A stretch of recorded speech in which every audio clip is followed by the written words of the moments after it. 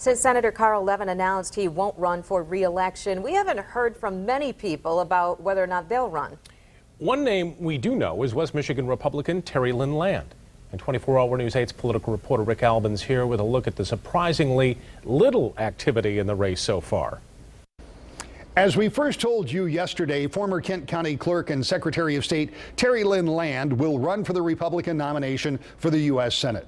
Democrats have Congressman Gary Peters, who is already running, and as of now, that's it.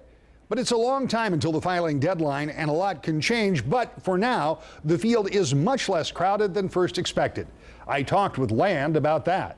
I know, just from the basic political premise, nobody makes that decision lightly. How did you get there?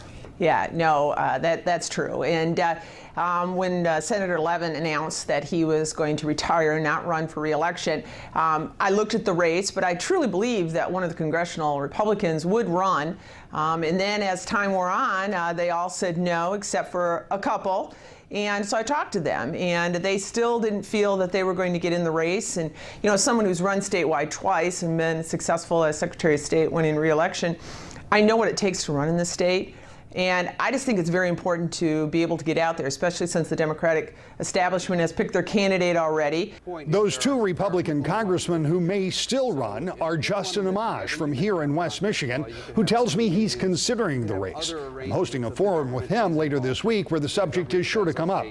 And Intelligence Committee Chairman Mike Rogers, who told me last week on Mackinac Island he is still unsure. The question is, can either or both major parties avoid a divisive primary going into a race for a rare open U.S. Senate seat? That's one of the storylines we'll be following closely in Decision 2014. I'm Rick Albin, 24-Hour News 8.